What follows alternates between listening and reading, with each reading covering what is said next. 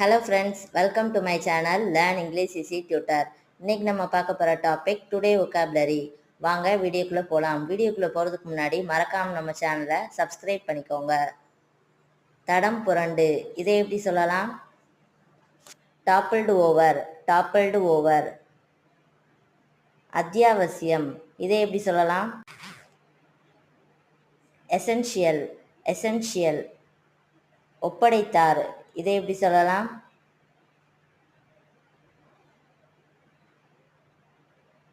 entrusted, entrusted. மாறுபாடு இதை எப்படி சொல்லலாம்? Variation, variation.